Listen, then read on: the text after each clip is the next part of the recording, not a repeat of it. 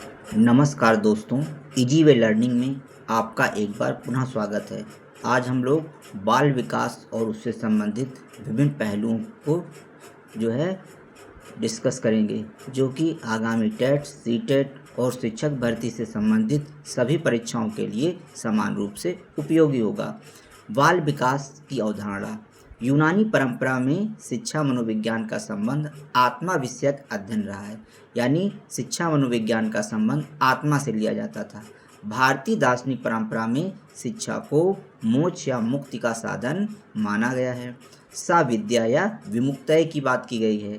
समकालीन मनोवैज्ञानिक Pavlov, Watson, Woodworth ने मनोविज्ञान को व्यवहार का विज्ञान माना है। ये महत्वपूर्ण पॉइंट है कि समकालीन मनोवैज्ञानिक पावलोव, वाटसन, वुडवर्थ ने मनोविज्ञान को व्यवहार का विज्ञान माना है। वाटसन ने इसे व्यवहार का धनात्मक विज्ञान कहा है। हरलाक के अनुसार, एक मनोवैज्ञानिक हुए हरलाक के अनुसार बाल विकास मनोविज्ञान की वह शाखा है जो व्यक्ति के गर्भाधान से लेकर जीवन पर्यंत विकास की विभिन्न अवस्थाओं एवं इसमें होने वाले परिवर्तनों का अध्ययन करती है। एडवर्ड एल थॉर्नडाइक को, जो कि अमेरिकी मनोवैज्ञानिक थे, प्रथम शैक्षिक मनोवैज्ञानिक माना जाता है। इन्होंने अपनी पुस्तक शिक्षा मनोविज्ञान में अभ्यास एवं त्रुटि के प्रसिद्ध सिद्धांत को दिया। कुछ विचारक आधुनिक शिक्षा मनोविज्ञान का जनक विलियम जेम्स को मानते हैं। इनकी पुस्तक प्रिंसिपल ऑफ साइकोलॉजी है। मनोवैज्ञानिक फ्रैंक ने माना कि अभिवृद्धि शरीर एवं व्यवहार के किसी पहलू में होने वाला परिवर्तन है, यानी अभिवृद्धि में के अंतर्गत शारीरिक वृद्धि होती है जो गर्भाधान से लेकर प्रौढ़ता तक जारी रहती है। जबकि हरलाक ने कहा कि विकास केवल अभिवृद्धि तक ही सीमित नहीं है, यह व्यवस्थित परिवर्तन है जिसके परिणामस्वरूप व्यक्ति में नवीन विशेषताएं प्रकट होती हैं। इस प्रकार विकास में सभी परिमाणात्मक एवं गुणात्मक परिवर्तन शामिल होते हैं और विकास के अंतर्गत ही वृद्धि भी शामिल होता है।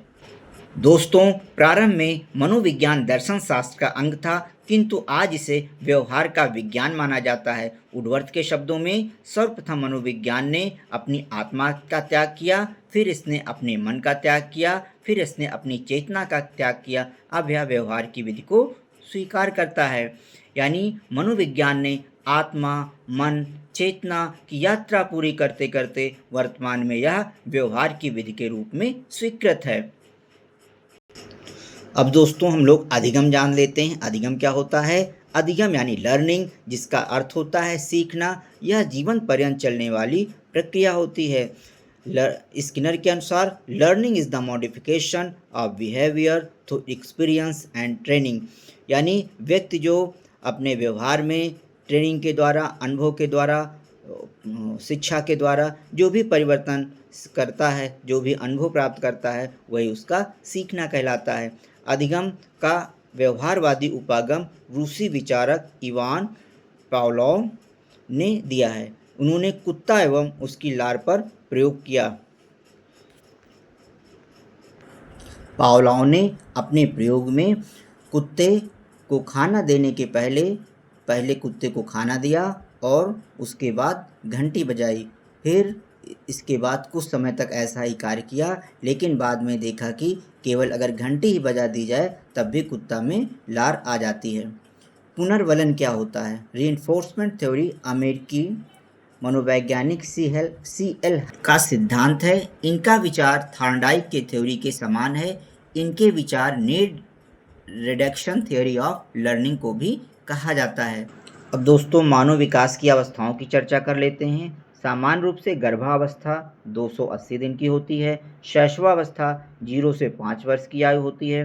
बाल्यावस्था 6 से 12 वर्ष की आयु होती है। किशोरावस्था 13 से 18 वर्ष की आयु होती है। प्रौढ़ावस्था 19 से 60 वर्ष की आयु होती है और वृद्धावस्था 61 वर्ष से ऊपर की आयु को माना जाता है।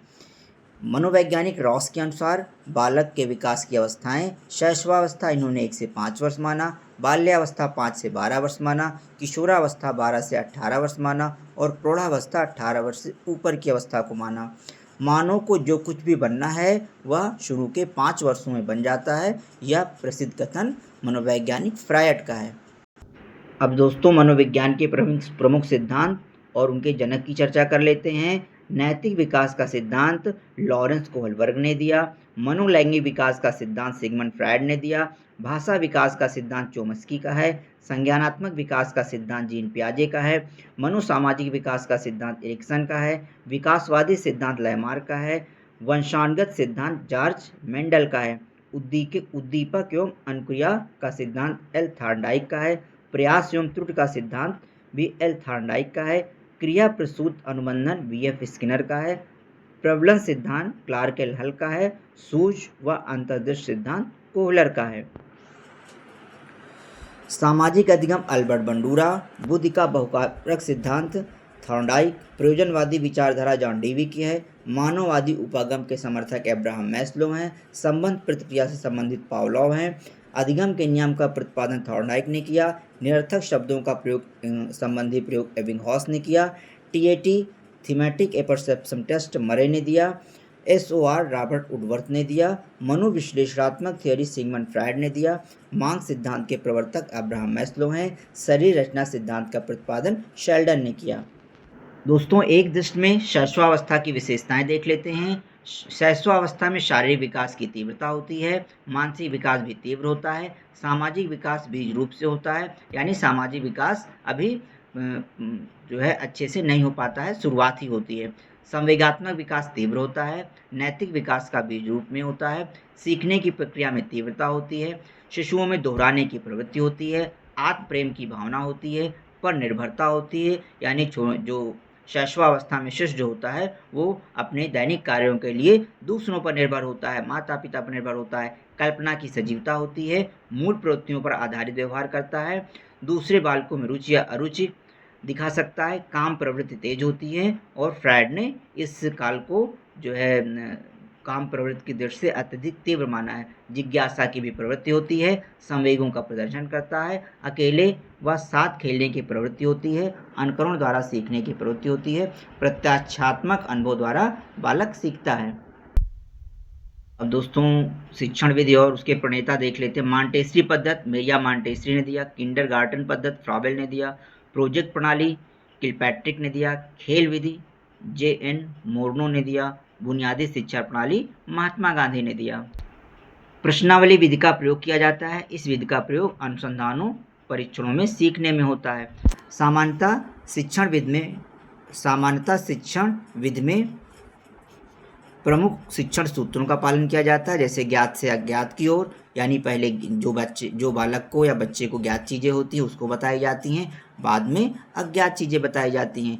स्थूल से सूक्ष्म की ओर चलते हैं। पहले हम बच्चे के सामने कोई ऐसा उदाहरण रखते हैं जो उसके सम्मुख उपस्थित हो ठोस रूप में, फिर हम उसके सूक्ष्म बिंदुओं की चर्चा करते हैं। विशेष से सामान्य की ओर, जैसे बहुत छोटी कक्षाओं में हमें पढ़ाना होता है तो हम जो है शरीर के प्रमुख अंगों को एक साथ बता देते हैं। उसके बाद आगे जब बढ़ते हैं, आगे की कक्षाओं में जब बढ़ा जाता है तो अंग विशेष की चर्चा विस्तार से की जाती है। विश्लेषण से संश्लेषण की ओर चलते हैं। प्रत्यक्ष से अप्रत्यक्ष की ओर चलते हैं और सुगम से कठिन की ओर चला जाता है।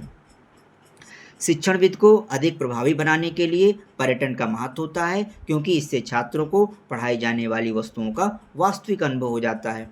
विद्यार्थियों में त्रुटियां संकेत करती हैं या उनमें सतत अभ्यास की कमी है, यानी अगर विद्यार्थी त्रुटि करता है तो इसका मतलब है कि विद्यार्थी कहीं न कहीं अभ्यास करने में कमी कर रहा है। कोहलबर्ग के अनुसार एक शिक्षक बच्चों में नैतिक मूल्यों का विकास कर सकता है यदि नैतिक मुद्दों की चर्चाओं में उन्हें शामिल करें। शिक्षा एक त्रिमुखी प्रक्रिया है, यह किसने कहा है? जॉन डेवी ने शिक्षा को त्रिमुखी प्रक्रिया माना है। प्रारंभिक स्तर पर मातृभाषा में शिक्षा देना बेहतर होता है, क्योंकि इससे बच्चों को स्वाभाविक रूप से सीखने में आसानी होती है। एक शिक्षक का कक्षा में व्यवहार होना चाहिए आदर्शवादी एवं सहयोगात्मक होना चाहिए। बच्चों के बौद्धिक विकास के 4 स्तरों का सिद्धांत किसने दिया? जीन पियाजे के द्वारा दिया गया।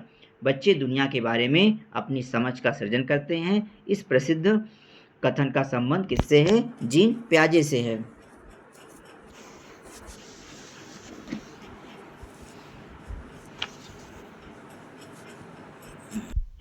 बालक एक ऐसी पुस्तक है जिसका शिक्षक को अदोपांत अध्ययन करना चाहिए। यह वाक्य रूसो का है। सूचना संग्रह सिद्धांत एवं वृत्तिक सिद्धांत दिया कार्ल रोजर्स ने। प्रतिभाशाली बालक आलोचना तथा दंड को स्वीकार करते हैं चुनौती के रूप में। संवेग संपूर्ण व्यक्तित्व का तीव्र उपद्रव है, यह पीवी यंग का कथन है। जुड़वा बच्चों पर वातावरण प्रभाव का अध्ययन किया न्यूमैन और फ्रीमैन ने। आवश्यकता को तनाव के रूप में परिभाषित किया बोरिंग एवं लैंगफील्ड ने। वह शिक्षा पद्धति जो क्राफ्ट सीखने पर जोर देती है बेसिक शिक्षा कहलाती है।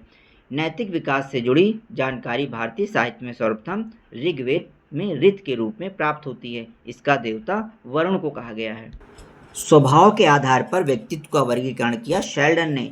अधिगम हेतु सर्वश्रेष्ठ विधि है ज्ञात से अज्ञात की ओर। सीखने की प्रक्रिया सबसे तीव्र होती है शैशवावस्था में।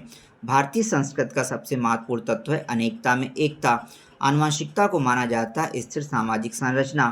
अवधारणाओं का विकास मुख्यतः माना जाता है बौद्धिक विकास के अंग के रूप में। समस्या समाधान की वैज्ञानिक पद्धति का पहला चरण माना जाता है कि समस्या के प्रति जागरूकता उत्पन्न की जाए। तो दोस्तों आज की वीडियो में इतना ही रखते हैं, फिर मिलते हैं अगले वीडियो में इसके अगले पार्ट को लेकर के। तब तक के लिए नमस्कार।